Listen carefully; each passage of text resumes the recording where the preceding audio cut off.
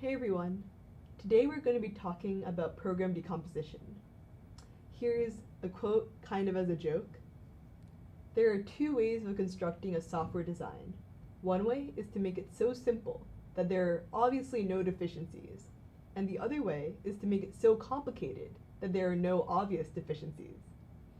So this quote is meant to be kind of poking fun at the fact that one way to ensure that there are no bugs in your code is by making your code as simple and easy to read and understand as possible.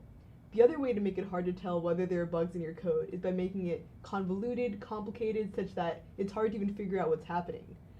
And so today we're going to be talking a bit about the former. How can we simplify our code such that it's easy to work with and understand? So, program decomposition. What do we mean by that?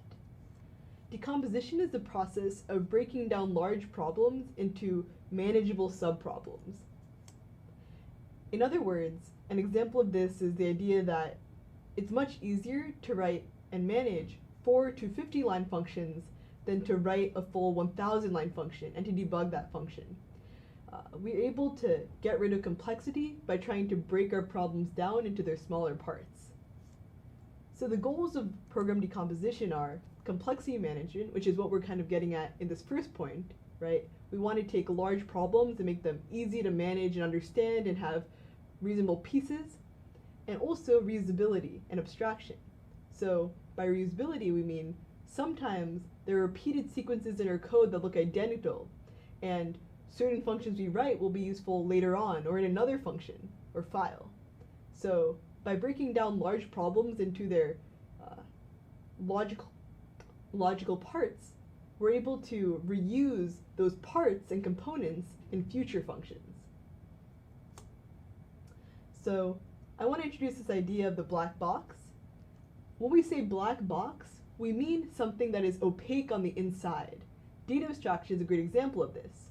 When we talked about constructors and selectors before, we didn't care about the body of those functions.